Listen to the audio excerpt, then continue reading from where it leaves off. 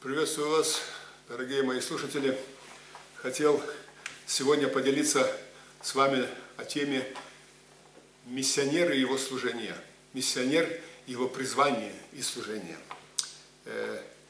Вообще это не только миссионер, но это каждый служитель проходит этот путь. Саламатсыздарбы. Бүгүн мен силер менен бөлүшөй деген тема бул миссионер жана анын кызматы, миссионер жана анын чакырыгы. Жана бул кызмат миссионерге гана берилбестен Кудайдын ар бир элине, Кудай ар бир кызматчысына берилген. Мы прочтем два местописания для начала. Иоанна 15:4. «Прибудьте во мне, и я в вас. Как ветвь не может приносить плода сама собою, если не будет на лозе, так и вы, если не будете во мне». Биз эки аятты башында окуйбуз. Бул Жакан, биринчиси Жакан 15-бөлүм 4-аятта менин ичимде болгон ошондо мен силердин ичиңерде болом. Сабактан ажыраган бутак жемиш бере албайт. Ошол сыяктуу эле менин ичимде да болбосоңор жемиш бере албайсыңар деп жазылган. Здесь сказано еще в Луки 10:2. Так. «И сказал им: жатвы много, а делателей мало. Итак, молите Господина жатвы, чтобы выслал делателей на жатву свою». Ошондой Лука 10-бөлүм 2-аятта түшүм көп, бирок жумушчулар аз. Ошондуктан түшүмдүн кожоюнунан өзүнүн түшүмүн жыйноого жумушчуларды жиберүүсүн өтүнгүлө деп жазылган. Интересно, что в этом стихе он не говорит: жатвы много, делателей мало. Итак, ищите делателей, зовите, призывайте, узнавайте, где есть делатели, и приглашайте их на работу. Бул аяттагы кызыктуу нерсе түшүм көп, бирок жумушчулар аз. Ошондуктан түшүмдүн кожоюнан жумушчуларды жыйноого, жумушчуларды издегиле, аларды билгиле каякта жумушчулар бар экен деп жазылган эмес, бирок түшүмдүн кожоюнан жиберүүсүн өтүнгүлө деп жазылган. Здесь написано, чтобы господин жатвы выслал делателей на свою жатву. Выслал он. Бул жакта түшүмдүн кожоюну түшүмүн жыйноого жумушчуларды ал жиберүүсүн өтүнгүлө деп жазылган. Почему это так важно? Эмне үчүн бул маанилүү? Богу не нужна наша самодеятельность. Кудайга биздин өзүбүздүн ойлоп тапкан нерселерибиздин кереги жок. Бог не принимает ничего, что родилось от нас. Кудай бизден жаралган нерселердин эч бирин Кудай кабыл албайт. Все, что делает Бог, является инициатором сам Он.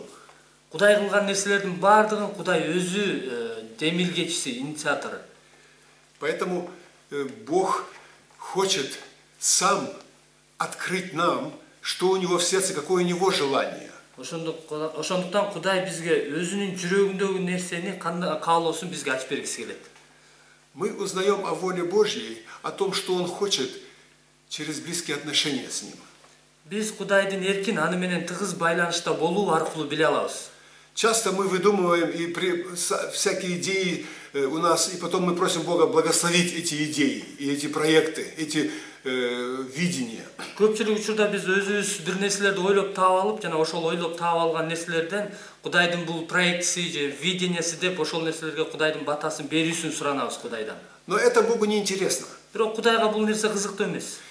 Ему только интересно то, что Он сам хочет сделать, сам хочет родить. Ага өзүнүн каалоосу, өзү жүрөгүндө пайда болгон нерсени кылуу ага кызыктуу. Поэтому Измаилы мы можем родить, но они не интересны Богу, потому что это наша идея была. Ошондуктан биз Исмаилдарды жаратышыбыз мүмкүн, бирок Кудайга ал нерсе кызыктуу эмес, анткени ал биздин өзүбүздүн жеке ойлорубуз, идеяларыбыз. Здесь было сказано о плоде, который мы приносим только в тесном сотрудничестве, в тесном общении с лозой. Сами мы не можем принести плод, который у Бога числится. Бул жакта Кудай менен тыгыз байланышта болуу аркылуу келип чыккан ушул жемиштер жөнүндө айтылып жатат. Мы можем много сделать, у нас много ресурсов и сил, но плод принести – это совсем другое. Для этого нужен Божья инициатива. Бизде ар кандай ресурстар, ар кандай нерселер болушу мүмкүн, бирок жемиш бул Кудайдын демилгеси, Кудайдын эрки. Поэтому Бог делает ударение сначала на взаимоотношения, а потом на работу. Ошондуктан Кудай басымды биринчи кезекте ошо мамилеге көңүл бурат, андан кийин ишке көңүл бурат. Взаимоотношения начинаются с призвания. Мамиле бул чакырыктан келип чыгат, башталат. Но сначала призвание следовать за ним, ученичество. Бирок чакырык анын артынан ээрчүү, бул шакиртчилик. Потом, когда ученики уже следуют за ним, он иногда их и высылает на служение, на проповедь Евангелия. Андан кийин шакирттер андан артынан ээрчигенден кийин, шакирт болгондон кийин, андан кийин ал жакшы кабарга жиберет. Поэтому, пока мы не станем учениками его, мы не сможем стать его служителями. Ошондуктан биз анын шакирттери болмоюнча, анын кызматчылары боло албайбыз. Поэтому мы хотим посмотреть, как становятся учениками. Ошондуктан кантип шакирт болуу жөнүндө биз карабыз. Мы прочитаем Луки 9:23. Биз Лука 9:23 окуйбуз. Там Иисус сказал такие слова людям, которые хотели следовать за ним. Ал жерде Иса өзүнүн артынан ээрчигиси келгендерге мындай деп айткан. Кто хочет идти за мною, тот должен 3 вещи сделать. Ким менин артынан ээрчигиси келсе, ал 3 нерсени аткарышы керек. Это 3 аспекта ученичества. Бул шакиртчиликтин 3 тармагы. Отвергнуть себя, Өзүнөн баш тартуу, взять свой крест өзүнүн айкаш жыгачын и көтөрүү следовать за ним. жана анын артынан ээрчүү. Иисус сказал это людям, большинство из которых следовало за ним из нечистых мотивов. Иса өзүнүн артынан ар кандай жакшы эмес мотивтер менен ээрчиген көптөгөн адамдарга айткан бул сөздөрдү. Они ели хлеб, они получали исцеление, и они с удовольствием шли за Иисусом, чтобы от него что-то получить. Алар нан жеп курсагы тойгон, алар айыгуу алышкан жана Исанын артынан ээрчисең бир нерсе алат экенсиң деген максат менен ээрчиген. Большинство из них не были готовы к этим отвергнуть себя, взять крест и следовать за ним. Алардын көпчүлүгү өзүнөн баш тартып, айкаш жыгачын көтөрүп, анан анын артынан ээрчүүгө даяр эмес болчу. Это не тяжело для любящих, как, например, невеста отказывается от своей жизни ради своего возлюбленного.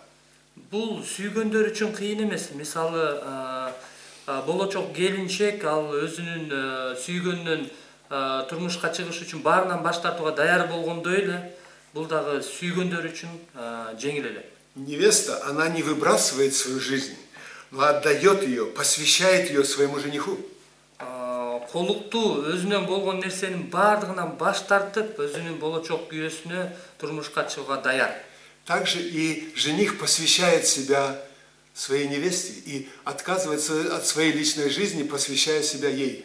Ошондой эле жигит дагы өзүнөн баш тартып, өзүнүн болгон нерсесинен баш тартып, өзүнүн толук келечек колуктууга толугу менен арнайт. Иисус сказал: «Я за них посвящаю себя». Иса айткан: "Мен алар үчүн өзүмдү арнаймын". И наше следование за ним начинается с посвящения. Жана биздин анын артынан ээрчүүбүз бул арноодон башталат. Очень важно эти 3 пункта, их последовательность. Бул 3 пункт аябай алардын биринин аркасынан ырааттуулугу абдан маанилүү. Мы не можем 3-й пункт исполнить, следовать за ним, если 2-й не исполним. Эгерде биз экинчини аткармайынча үчүнчүнү аткара албайбыз. И мы не сможем 2-й исполнить, если 1-й не исполним. Эгер биринчини аткармайынча экинчини аткара албайбыз. Что значит отвергнуть себя? Өзүнөн баш тартуу деген эмнени билдирет? Иисус пояснил это в Луки, можно своими словами передать. Он сказал так: кто хочет идти за мной, он должен отрешиться, отказаться от всего, что имеет, и отрешиться от самой жизни своей. Эгерде өз сөзү менен айтсак, өзүнөн баш тартуу деген өзүнүн болгон нерсесинен, өзүнүн жашоосунан толук баш тартуу дегенди билдирет. Самоотречение – это не самоубийство. Өзүнөн баш тартуу бул өзүн өлтүрүү деген эмес. Человек не выбрасывает свою жизнь. Адам өзүнүн жашоосун таштап салбайт такыр эле. Это не отшельничество, не затворничество и не самоистязание. Бул деген өзүн кыйноо, өзүн азапка салуу дегенди билдирбейт. Это святое самопожертвование. Бул ыйык өзүн арноо. Как участок земли, заросший бурьяном, травой, очищают его с целью не просто уничтожения сорняков, а чтобы потом засеять хорошим семенем. Жакшы үрөн себиш үчүн жерди тазалап, ал жактан жөн эле отоо чөптөрдү тазалап койбойт, бирок жакшы үрөн жакшы жемиш алыш үчүн ал жакта. Так и с жизнью человека, с душой человека. Ошондой эле адамдын жашоосу, адамдын ички жан дүйнөсү Она очень ценна в глазах Бога. Кудайдын алдында абдан маанилүү. И отвергнуть себя значит пожертвовать своей жизнью для новой Божьей жизни. Өзүнөн баш тартуу деген демек өзүнүн курмандыкка чалуу, жаңы өмүр үчүн, жаңы жашоо үчүн өзүн курмандыкка. Предоставить свой участок для доброго Божьего семени. Качан өзүңдүн жериңди Кудайдын ошо жемиши үчүн арнагандай. Поэтому это не единоразовый процесс. Участки очищают каждую весну. Ошондуктан бул бир эле жолку процесс эмес. Талаадагы жерди ар бир жаз сайын тазалап турат. Так и в нашей жизни. Ошондой эле биздин жашообузда дагы. Это не обязательно внешнее отвержение чего-то, но это внутреннее оставление всего, к чему привязано твое сердце. Бул сөзсүз эле сырткы көзгө көрүнгөн нерсе эмес, бирок бул ички жан дүйнөдөгү болуп жаткан күрөш. Это отвергнуть свои интересы, свои искания, свои желания. Бул өзүңдүн жеке кызыкчылыктарыңды, жеке каалоолоруңду, жеке изденүүлөрүңдөн баш тартуу дегенди билдирет. Отвергнуть себя – это внутренний настрой, без которого мы не можем взять крест. Өзүнөн баш тартуу деген бул ички мындай багыт, анткени мунсуз биз өзүбүздөн баш тарта айкаш чачты ала албайбыз. В Гефсимании у Иисуса была своя воля. Гефсимани багында Исанын өзүнүн эрки болгон. Но он согласился отвергнуть себя, отвергнуть свою волю. Бирок ал өзүнөн баш тартып, өзүнүн эркинен баш тартууга даяр болгон. Он принял решение: не моя воля, а твоя да будет. Ал менин эрким эмес, сенин эркиң болсун деген чечимди кабыл алган. Его внутренний настрой дал ему силу потом нести крест. Ички маанайы, анын ички жан дүйнөсү ага күч берди айкаш чачты көтөрүүгө. Он уже умер не на Голгофе, он умер раньше, он умер в Гефсимании. Ал Голгофада гана эмес, бирок ал буга чейин эле Гефсимани багында да өзү үчүн өлгөн. На Голгофе он умер физически. Голгофада ал денелик жактан өлдү. Но в Гефсимании он умер для себя, он отверг себя. Он уже тогда крест взял в Гефсимании на себя. Бирок Гефсимани багында ал өзүнөн баш тартты, өзү үчүн өлдү. Ошол жакта ал өзүнөн баш тартып айкаш чачын алды. Когда этот настрой в нем внутри наступил, тогда он смог вынести все страдания и весь крест и смерть. Бул ал ички жан дүйнөсүндө ушул нерсеге даяр болгондо гана ал ошо айкаш чачын көтөрө алды. Кто-то так сказал: что такое крест, который мы должны на себя взять? Кимдир бирөө мындай деп айткан экен: биз өзүбүз үчүн көтөрө турган айкаш чагач эмне? Крест – это там, где пересекается наша воля и Божья воля. Айкаш чагач бул Кудайдын эрки жана биздин эрки кесилише турган нерсе. Там умирает наше своеволие, и мы уже больше не жалеем себя, нам не жаль себя. Ал жакта биз өзүбүздүн эркибиз үчүн өлүп, жана биз мындан ары өзүбүздү аябайбыз. Ученичество описано в 1 Петра 2:21, 23. 1 Петра 2:21, 23, там очень ясно выражено это. Ибо вы к тому призваны, потому что и Христос пострадал за нас, оставив нам пример, дабы мы шли по следам Его. И 23. Будучи злословием, Он не злословил взаимно, страдая не угрожал, но предавал то судьи праведному. Шакирчилик уже 1 Петр 2 бөлүм 21 жана 23 аяттарда жазылган. Анткени силер ушуга чакырылгансыңар. Себеби Машаяк да биз үчүн азап тарткан. Анын изи менен басышыбыз үчүн ал бизге үлгү калтырып кеткен. Кордошкондо ал кордоо менен жооп берген эмес. Азап тартканда эч кимди коркуткан эмес, бирок адилет сотко тапшырган. Отвергая себя, мы можем нести крест, не ломаясь. Внутренне. Өзүбүздүн баш тартуу менен биз өзүбүздүн ички жан дүйнөбүзгө зыян келтирбестен айкаш чачты көтөрө алабыз. В этой главе описано практическое самоотречение. Бул бөлүмдө өзүнөн баш тартуу иш жүзүндө баяндалган. Как нам тяжело нести несправедливость и страдать несправедливо. Биз акыйкатсыздык, адилетсиздикти кантип көтөрө алабыз? Мы можем это только тогда перенести, если мы отвергнем себя, свою волю, свое я, свое самоволие. Биз өзүбүздүн менибизден, өзүбүздүн жеке өзүбүздөн баш тартканда гана мындай нерселерди башыбыздан өткөрүп жеңип чыга алабыз. Отвержению себя всегда предшествует внутренняя борьба. Өзүбүздөн баш тартуу ар дайым ички жан дүйнөдө күрөш болот. И мы проходим свою Гефсиманию, прежде чем мы взойдем на свою Голгофу. Биз өзүбүздүн Голгофабызга барганга чейин өзүбүздүн Гефсимани багында күрөш жүргүзөбүз. Взять свой крест – это значит согласиться на смерть своего «я». Айкаш чыгашты көтөрүү бул өзүбүздүн жеке менибизден баш тартууга макул болуу. На смерть своего грешного Адама, на смерть своего природного человека. Биз өзүбүздүн күнөөкөр адам же болбосо күнөөкөр табиятыбыз үчүн өлүүгө даяр болуу. Это не физическая смерть. Бул денелик өлүм эмес. Это внутренняя смерть моего эго, моего «я». Бул жеке ички мен деген өзүм үчүн өлүү. Очень важно понять значение креста в нашей жизни. Биздин жашообуздагы айкаш чыгаштын маанисин түшүнүү абдан маанилүү. Есть такое выражение: кровь Христа устраняет грех. Мындай деген түшүнүк бар: Исанын каны күнөөнү алыстатат, күнөөнү талкалайт. Крест Христа устраняет грешника.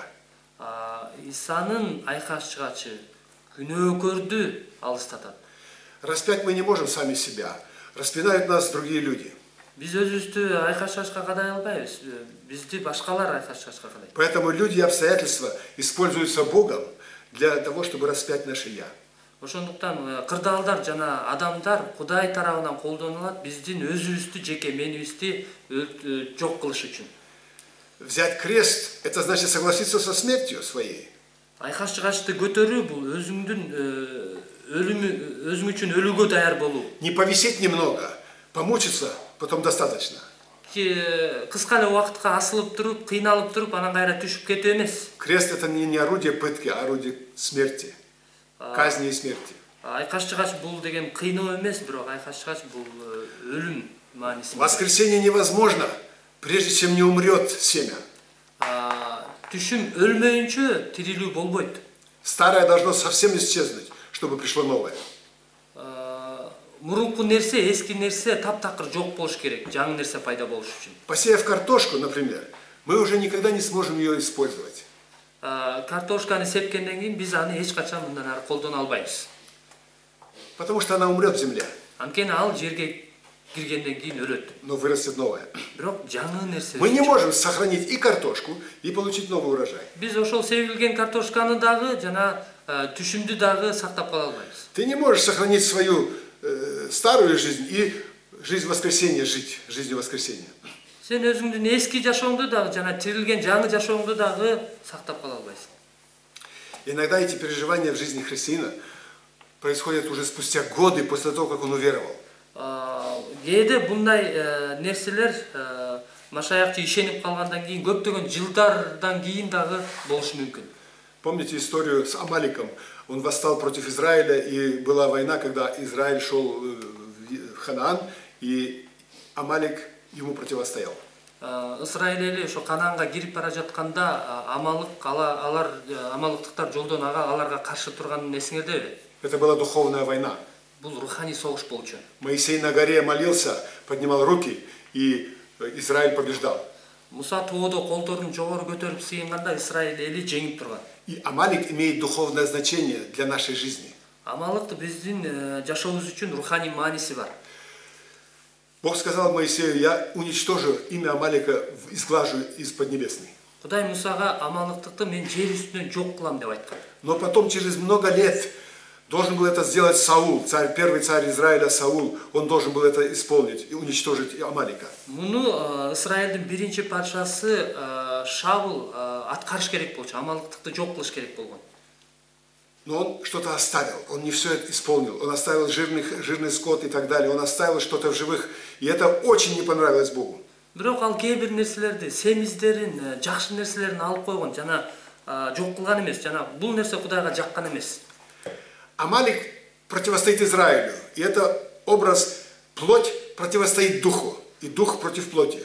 Амалыктыктар Исраилга каршы чыккандай эле бул дене рухка каршы чыккан маанини билдирет. Иногда христиане проходят много времени в их духовной жизни, пока они придут к этому откровению, что Амалик должен быть, плоть должна быть уничтожена. Кээде машаякчылар жашоосунда ушунчай убакытты басып өтүп, анан ошондо гана ал денесиндеги ошо амалдыктыкты жок кылыш керек экендигин түшүнөт. Божья реакция была очень радикальной. Плоть и дух непримиримы между собой. Амалик должен совсем умереть, до конца, полностью быть истребленным. Кудайдын жообу абдан катуу болгон. Дене менен рух денеге каршы болгондой эле амалдыктык толугу менен жок кылыныш керек болчу. Крест ликвидирует, нейтрализует плоть. Айкаш жыгач денени күнөөкөр табиятты күнөөкөр табиаттын иштерин жок кылат. Это аспект ученичества весьма непонятный и непопулярный. Бул шакиртчиликтин бир тармагы көпчүлүккө түшүнүктүү эмес жана абдан белгилүү эмес. Популярно другое Евангелие. Башка жакшы кабар абдан таанымал. Прими Иисуса, Исаны и кабыл. Он решит все твои проблемы. Ал сенин бардык көйгөйлөрүңдү. Он исполнит все твои мечты и желания. Ал сенин бардык каалоолоруңду жана Даст тебе успех. ишке ашырып, сага ийгилик берет жашооңдо. Ты должен только иметь достаточно веры, и плоть твоя будет процветать. Сен жетишерлик ишенимге ээ болсоң, сенин денең дагы ийгиликке жетет.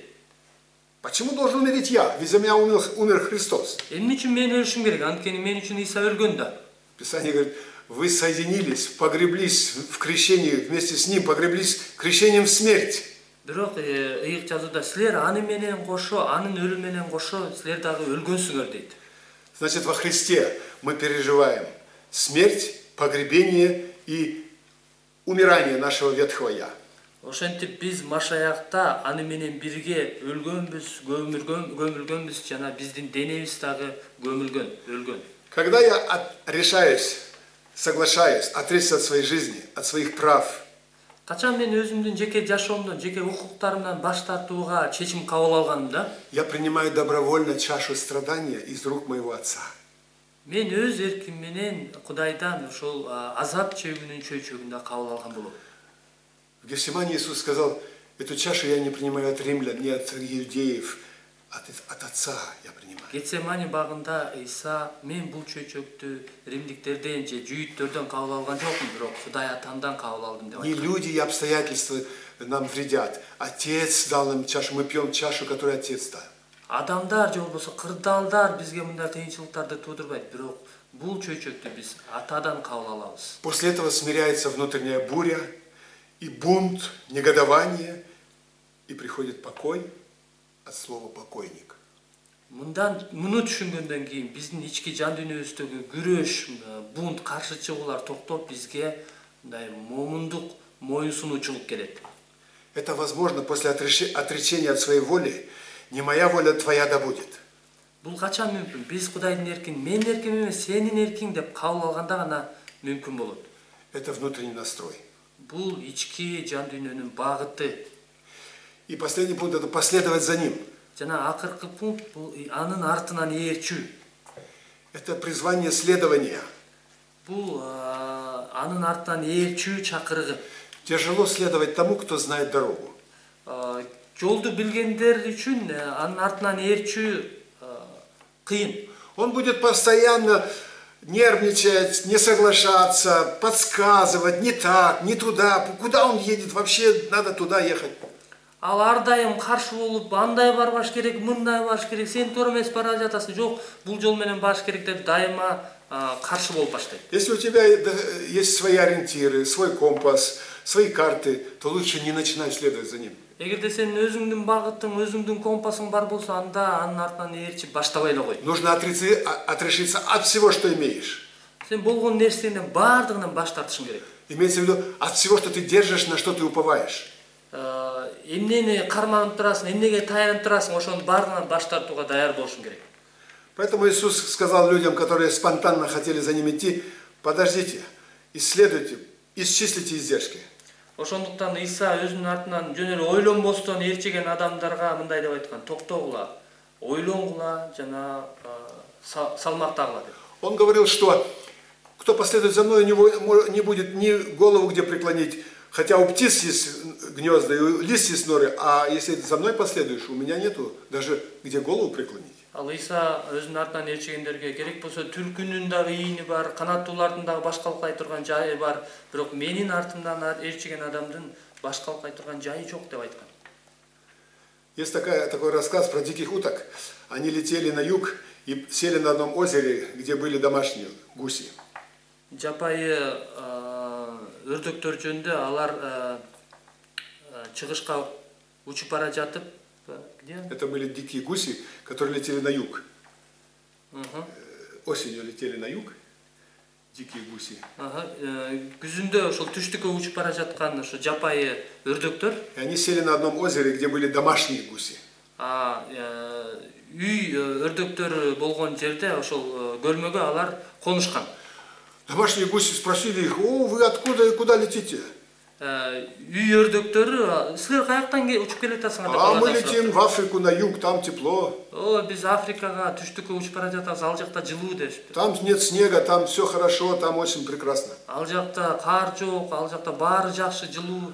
Они обрадовались: "А мы можем с вами лететь?" Алар аябай силер менен бирге учсак Ну, болобу? конечно, конечно. Албетте болот. Там места всем хватает. Ал жакта баарына жер жетет. А там есть сарай? Ал жакта сарай барбы дептир. Нету там сарая. Жок, ал жакта сарай жок. А где мы будем ночевать ночью, если сарая нет? Сарай жок болсо биз түндө кайсыл жерге уктайбыз? А комбикорм там дают? Ал жакта ушундай жем береби? Нет. А что такое комбикорм? Жок, Жем деген эмне? Нам каждое утро дают и вечером дают комбикорм. Жок, бизде бул жакта күн сайын эртең менен жана кечинде бизге жем беришет. А нет, тогда мы не полетим туда. Жок, анда биз ал жакка учуп барбайбыз. Иисус зовет следовать, но не дает никаких условий или гарантий, что тебе будет хорошо, там все будет прекрасно. Иса өзүнүн артынан ээрчиге чакырат, бирок эч кандай шарт, эч кандай сага ал жакта жакшы болот деген мындай кепилдик бербейт. У многих теряется интерес. Көпчүлүгүндө бул учурда мындай кызыгуу тарайт. Потому что они держатся сами за свою жизнь. Анткени алар өздөрүнүн жашоосуна ушунчалык байланып калышкан. За ним следовало много народу. Исанын артынан көптөгөн адамдар ээрчишкен. Но они не следовали постоянно. Бирок алар ар дайым туруктуулук менен ээрчишкен. Потом они снова уходили на свои работы, заботы, дела. Кийинчерээк алар өзлөрүнүн жумушуна, түйшүктөрүнө кайрадан кирип кетишкен. Это не были ученики. Булар шакирттер болгон эмес. Ученики больше не могли заниматься своей жизнью. Анткени шакирттер мындан ары өздөрүнүн жашоосу менен кызыктар боло алышкан У эмес. них больше не было своей независимой жизни. Алардын көз карандысыз жашоосу болгон эмес. Часто христиане просят для себя блага, успеха, помощи, чтобы Бог им дал. Көпчүлүк учурда машаякчылар Кудайдан алардын жашоосуна бата, ийгиликтерди сурашат. Это показывает, что они имеют свою собственную независимую жизнь, которую они хотят как можно лучше устроить на этой земле, и Бог им должен помочь в этом. Бул болсо алардын ошо жеке жашоосу Кудайдан көз карандысыз экендигин жана алардын өздөрүнүн жеке кызыкчылыктары бар экенин жана ошого алар Кудайдын батасын сурагандыгын көрсөтүп турат. У ученика больше нет своей личной жизни, даже его тело не принадлежит ему. Жеке шакиртте мындан ары өзүнүн жеке жашоосу жок. Керек болсо анын денеси дагы өзүнө таандык эмес. Ваше тело есть храм живущего в вас Духа Святого. Он хозяин вашего храма. Силердин денеңер, силердин ичиңерде жашап жаткан рухтун имараты. Ал силердин кожоюңар. Кто следует, он не знает расстояние, путь не знает, время, направление, он не знает. Ким Исанын артынан ээрчисе, ал эч кандай аралыкты, эч кандай келечекти билбейт. Если человек должен слепо следовать, это зачастую кажется ему глупостью. Эгерде адам мындай сокур ишеним менен анын артынан ээрчип турган болсо, көпчүлүк учурда ал мындай акылсыздык болуп көрүнөт. Поэтому ты не можешь следовать, если ты сперва не отречешься от себя и умрешь на своем кресте. Ошондуктан сен өзүңөн баш тартып, өзүң үчүн айкаш чыгашта өлбөсөң, анын артынан ээрчие албайсың. Кто следует, тот не имеет права больше сравнивать свою жизнь с другими. Ким анын артынан ээрчисе, ал өз жашоосун башкалар менен салыштырууга укугу жок. Петр последовал за Иисусом, когда Иисус его позвал. Но потом он увидел Иоанна и говорит: а он что? Петр Исанын артынан ээрчип жүрүп, анан кийинчерээк жакканды карап туруп, алчы деп Исага суроо берген. Иисус сказал: что тебе до того? Ты следуй за мной. Бирок Исага: аны менен эмне ишиң бар? Сен менин артынан ээрчи деп жооп берген. Ученики не знали, где они будут завтра спать, что будут завтра делать, Что они будут кушать? Никакой собственной инициативы у них не было. Шакирттер эртең мен кайсыл жерде барам, кайсыл жерде уктайм, эртең мен эмне жейм деген билишкен эмес. Алардын жеке жашоосу болгон эмес. Даже служение, миссия, и это тоже не в центре. В центре учитель. Керек болсо кызмат, миссия дагы бул кызматтын борбору эмес. Биздин кызматыбыздын борбору бул биздин окутуучубуз. Если он пошлет, тогда он снарядит. Эгерде ал жиберсе, анда ал кам көрөт. Он уполномочит. Ал укук берет. Тогда пойдем. Анда барабыз. Израиль в пустыне шел за облаком. Израиль эли чөлдө ал булуттун артынан Никакой собственной инициативы. эч кандай жеке демилгеси болгон эмес. Он не знал путь в Ханаан. Алар Канаанга бара турган жолду билишкен эмес. Они, вероятно, в Египте в школу не ходили и карты не знали, географию плохо знали. Алар Египетте, Мисир жеринде эч кандай ушул географияны мектепке барышпаса керек, географияны билишпесе керек, картада жок болчу аларда. Был среди них один, который учился хорошо и знал очень хорошо географию. Алардын арасында бирөө гана болгон, жакшы окуган жана географияны жакшы билген. Но он умер. Бирок ал өлүп калды. Он оставил все свои знания. Ал бардык билимин баарын таштады. Выбросил все свои карты. Бардык карталардын баарын таштады. И был как незнающий. Эч нерсе билбеген нерседей болду, адамдар болду. Моисей 40 лет сперва проходил первые 2 пункта. Муса 40 жыл бою биринчи 2 пунктту башынан өткөргөн. Отвергнуть себя, взять крест. Өзүнөн баш тартып айкаш чыгачын алды. Он бы не смог следовать. Ал эрчей албайт болчу. Он бы постоянно подсказывал Богу, куда и что надо делать и куда надо идти. Ал ар дайым Кудайга айтып турмак, Кудай бул жак менен баш керек, тигил жак менен баш керек деп айтып турмак. Лишь после 40 лет он был готов следовать вслепую, не подсказывая и не мешая Богу. 40 жыл өткөндөн кийин гана ал Кудайга жолтоо болбостон мындай ээрчүүгө даяр болгон. Он должен был сначала пасти овец, а потом лишь пасти людей. Ал алгач биринчи койлорду кайтарганды үйрөнүш керек болчу. Андан кийин гана адамдарды кайтармак. Потом он уже не стонал и ничего Богу не подсказывал. Ал андан кийин ал эч кандай наалган эмес жана Кудайга эч кандай мындай айткан эмес, кеңеш берген эмес. Взрослому человеку трудно следовать просто так. Чоң адам үчүн мындай жөн эле ээрчүү кыйын. Ребенку легко, он даже хочет, чтобы его вели. Бала үчүн абдан жеңил, анткени ал өзү дагы аны ээрчишин каалайт, ээрчитишин каалайт. Он многого не знает, он не знает путь, он не знает, куда идти, и поэтому он рад, если его ведут. Ал көп нерсени билбейт, ал жолду билбейт, кайсы жакка барышты билбейт, ошондуктан аны ээрчитсе ал абдан кубанат. Поэтому Бог сказал, будьте как дети. Ошондуктан Кудай айткан, балдардай болгула деп. Следовать за ним, это значит доверять ему. Анын артынан ээрчүү, ага ишенүү дегенди билдирет. Вера – это всегда доверие. Ишеним бул ар дайым ишенип тапшыруу өзүңдү. Авраам последовал, не зная, куда идет. Ибраим каяка барарын билбесе дагы ал Кудайдын артынан ээрчүү. Это так сильно понравилось Богу, что он вменил ему это в праведность. Бул Кудайга ушунчалык абдан жаккандыктан ал анын ишенимин адилдик катары эсептеген. В доверии есть послушание. Ишенүүдө тил алчаактык болот. В послушании смирение. Тил алчаактыкта момундук болот. В смирении кротость. Момундукта баш ийүүчүлүк. А в этом найдете покой душам вашим. Бул аркылуу силер жаныңарга тынчтык табасыңар. Следуя за ним, мы можем не видеть успеха. Анын артынан ээрчишгенде биз ийгиликти көрө албашыбыз мүмкүн. Но внутренне мы будем чувствовать гармонию с духом. Бирок биз ички жан дүйнөбүздө рух менен байланышты сезе алабыз. Согласие с его волей приводит к внутреннему удовлетворению. Анын эрки менен макул болуу ички канааттанууга алып келет. К сознанию исполнения своего предназначения. Өзүңдүн чакырыгыңды аткарууга түшүнүк алып келет. Иисус сказал, что я не пришел исполнить свои цели или свои идеи. Я пришел исполнить волю Отца. Иса айткан, мен өзүмдүн ойлорумду, өзүмдүн максатымды аткарыш үчүн келген жокмун. Мен Кудайдын эркин аткарыш үчүн келдим. Он пришел на страдание и на смерть. Это было его предназначение. Ал айкаш чыгачта азап чегүү жана өлүш үчүн келген. Бул анын чакырыгы болгон. Следуя за ним, мы все больше ценим наши сокровенные взаимоотношения с ним. Анын артынан ээрчүү аркылуу биз көбүрөөк аны менен жеке мамиленин маңызын түшүнө алабыз. Хотя люди могут нас не понимать. Адамдар бизди түшүнбөшү мүмкүн.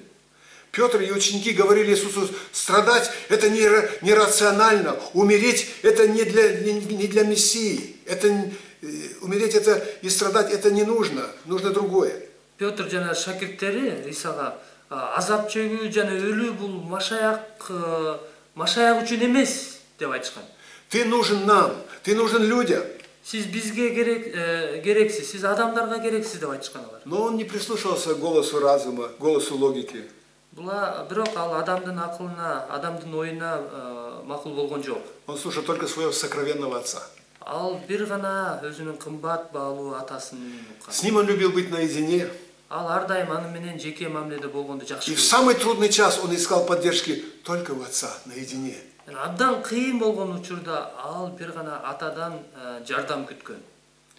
Мы хотим нашу жизнь использовать как можно рациональнее, прожить как можно полноценнее ее. Биз өз жашообузду мүмкүн болушунча толук кандуу жашап колдонгубуз келет. А следование не считается с этим вообще. Андан артынан ээрчүү муну менен эч кандай төп келишпейт. Или ты следуешь постоянно, или ты идешь своими путями. Одно из двух. Же сен артынан ар дайым ээрчийсиң, же өз жолуң менен жүрөсүң. Экөөнүн бирөөсү. Глубина покаяния заключается не только в том, чтобы осознать свой грех и попросить прощения. Тобо кылуунун мындай тереңдиги өзүңдүн күнөөңдү түшүнүп, башта кечирим суроо гана эмес. Это больше, это посвятить себя, всю свою жизнь передать ему. Бул андан да терең нерсе. Бул өзүңдүн толук жашооңду толугу менен ага арноону билдирет. Это встать под его волю и уже не распоряжаться сам своей жизнью. Бул анын эркинин астында жашап, өзүңдүн жашооңду өзүң башкаруу эмес. Мы поговорим о наших близких взаимоотношениях с ним. Оттуда все рождается.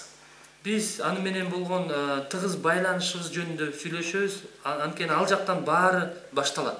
Мой путь был таким, что я уверовал в молодые годы, и потом я ходил как верующий в церковь. Менин ишенимдеги жашоом, мен жаш чагымда ишенген жана жыйынга барып жүргөм. Я занимался музыкой. Мен музыка менен алектенгем. Но Бог для меня имел совсем другой путь. Бирок Кудай мен үчүн таптакыр башка жолду даярдап. Я долго спорил с Богом. Мен көп учур бою Кудай менен талашып жүрдүм. Бог мне говорил: всякое растение, которое не отец мой насадил, искоренится. Кудай айткан, мен отургузбаган ар кандай өсүмдүктөр алар жулунуп ыргытылат. После долгих споров и долгой борьбы я согласился. Көптөгөн талаш тартыш, көптөгөн күрөштөр аркылуу мен анын эрки менен макул болдум. Я пережил совсем новое пробуждение внутреннее. Мен ички жан дүйнөмдө таптакыр башкача мындай ойгонууну башымдан өткөрдүм. Оставив свое, я ухватился за Божье. Өзүмдүкүн таштап, мен Кудайдыкына жабыштым. Я долго проходил этот путь отвержения себя. Мен өзүмдөн баш тартуу жолун көп убакыт бою башымдан өткөрдүм. Но когда я отверг все свое, я начал жаждать Бога. Общение с Ним было самое драгоценное для меня. Качан мен өзүмдөн баш тартканда гана Кудайга жабышып, ага жакканды издей баштадым. После работы я убегал в поля, я уходил в поля и до ночи там с Библией и в молитве с Богом общался, и Он говорил ко мне. Жумуштан кийин мен талаага кетип калып, түнү бою эки китебим колумда окуп, сыйынып, жана ушундай убакыт өткөргөндө Кудай мага сүйлөчү. Его слово ожило для меня. Оно начало говорить. Вместо Авраама я читал Андрей. Кудайдын сөзү менин жашоомдо тирилип, жана Ибраимдин ордуна мен Андрей деп окуй баштадым. Я начал все лучше понимать и вникать в Божье сердце. Отношения с Ним очень углубились. Менин Кудай менен болгон мамилем ушунчалык тереңдеп, мен анын сөзү менин жашоомдо тирилип, ушундай тыгыз анын сөзүн мен терең түшүнө баштадым. Он освободил меня от многих грехов. Ал мени көптөгөн күнөөлөрдөн бошотту. И вот примерно через год после этих переживаний Ушул башымдан өткөргөн нерселерден бир жылдан кийин однажды Бог заговорил к моему сердцу. Кудай бир учурда менин жүрөгүмө сөз берди. Он сказал: у меня есть на сердце что-то, что я хочу тебе открыть. Менин жүрөгүмдө бир нерсе бар. Мен ошол нерсени сага ачып бергим келет. Знаете, когда мы общаемся с кем-то, кому мы открываем свое сердце? Кому мы откроем свое сердце? Билесиңерби, биз кимдир бирөө менен сүйлөгөндө биз кимге өзүбүздүн жүрөгүбүздү ачабыз? Тот, кто нам близок очень. Бизге ким жакын болсо. Если у нас есть друг, который постоянно только у нас что-то просит, только про себя рассказывает, не интересуется нами, мы будем ему открывать свое сердце? Эгерде биздин досубуз бар болсо, ар дайым да бизден бир нерсе сурап эле жүрсө, биздин жашообуз менен кызыкпаса, анда биз ага жүрөгүбүздү ачып бере алабызбы? Только если кто-то будет интересоваться нами, будет спрашивать, как мы, что мы думаем, и близок будет нам, тому мы откроемся. Эгерде кимдир бирөө биздин жакын досубуз, биздин жашообуз менен кызыгып, сенин ойлоруң кандай деп бизден сураганда гана биз ошол адамга биздин жүрөгүбүздү И ачып так беребиз. Бог начал мне открывать, что у него в сердце. Ошентип Кудай өзүнүн жүрөгүндөгүсүн мага ачып бере баштады. Он сказал, у меня в моем брачном пире, где брачный пир, он говорил такую притчу о брачном пире. Туда зовет Бог всех и приглашает на брачный пир. Кудай өзүнүн ошол үлгү насаат аңгемесинде ошол нике тоюна ошо көптөгөн адамдарды чакырат дейт. Эту притчу Иисус рассказал. Бул аңгемени Иса айтып берген. И он мне в сердце спросил, он сказал, у меня есть там место в этом брачном пире, такое очень хорошее место, оно зарезервировано для кого-то. Ошол менин ошо нике тоюмда ушундай орун бар дейт.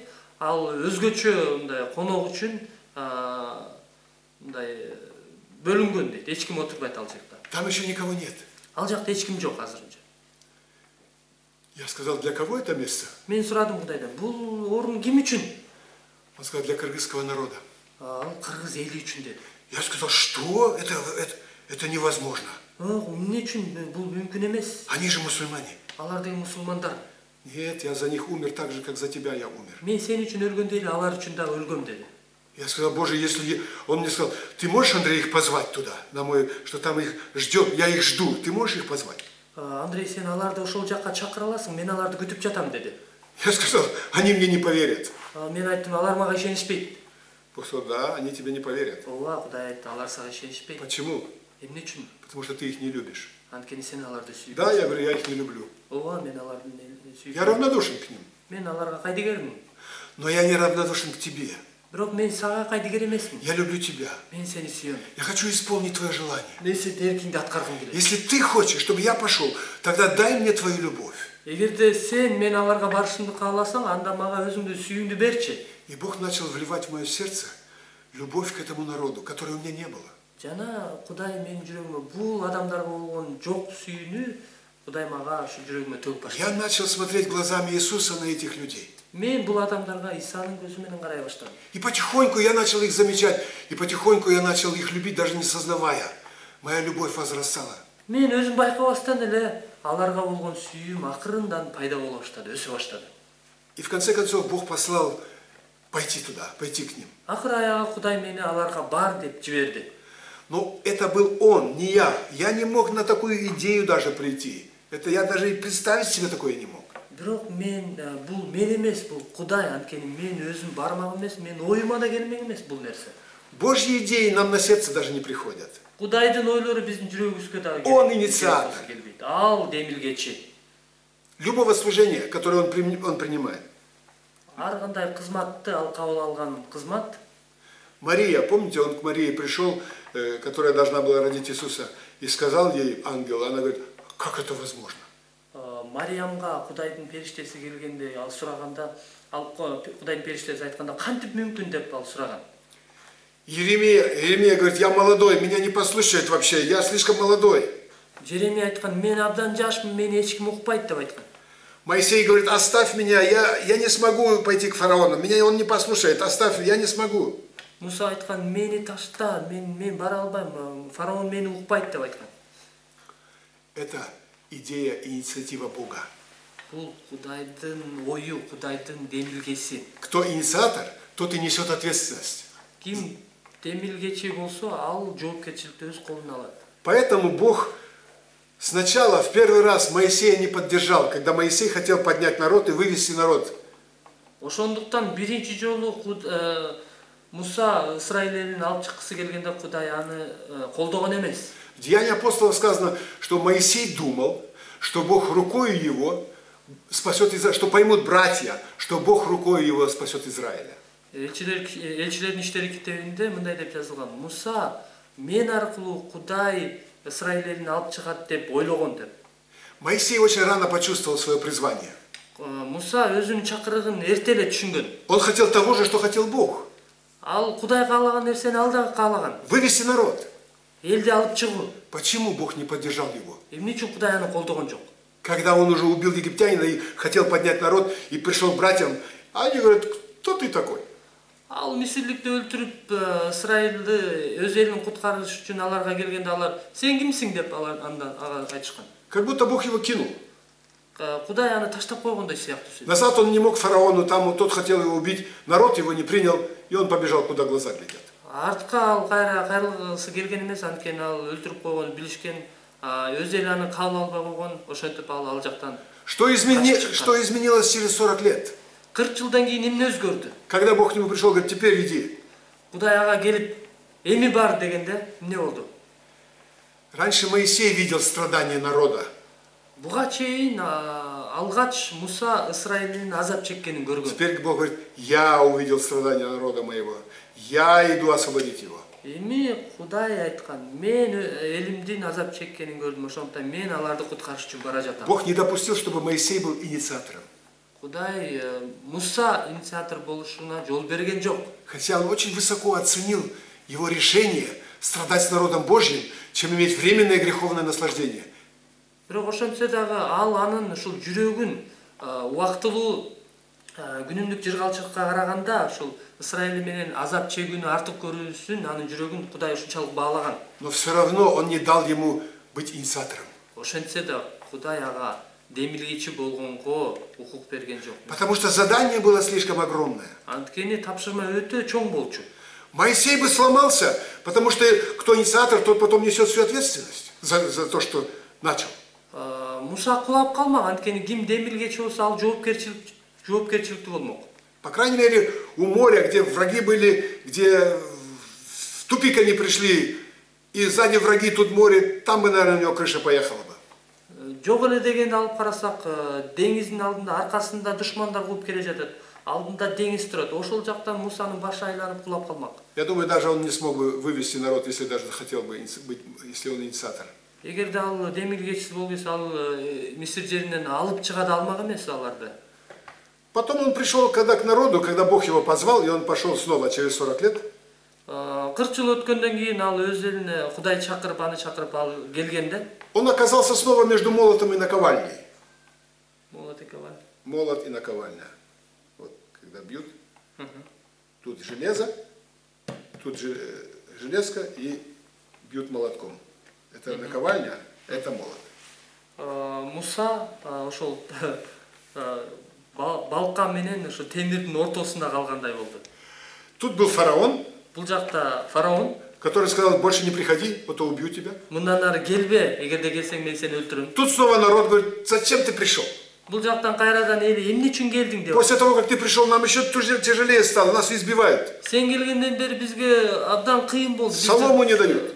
Кыйнап жатышат, саман бербей жатышат. А нам надо делать. А биз кылышыбыз керек, планды аткарышыбыз керек. Лучше бы ты не приходил. Сен келбей эле койсоң жакшы болмок. Он оказался в таком же состоянии, как и первый раз. Он ал биринчи учурда кандай абалда болсо, азыр дагы ушундай. Он сказал, все вопросы к нему, я это не начал. Это он инициатор, он это сказал. Ошондо ал айтты, бардык суроолорду ага айткыла, анткени ал демилгечи. Он говорит, Боже, что делать? Кудай эмне кылабыз? Я это не придумал. Мен мындай нерсени ойлоп тапкам. Это ты все затеял. Мунун баарын сен ойлоп. Что дальше? Мындан ары эмне кылышыбыз керек? Иди к фараону. Фараонго бар деди. Он пошел. Ал барды. Потом вышел. Кайра чыкты.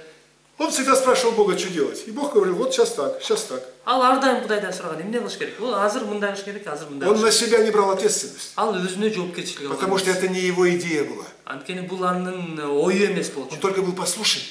Ал бир гана тил алчаак болгон. И Бог мог его использовать. Жана Кудай аны колдоно алган. Вот так Бог задумал. Мына Кудай ушундай Кудайдын ою ушундай. Наше служение. Биздин кызматыбыз. Моисей сначала был обработан Богом. 40 лет он был в пустыне.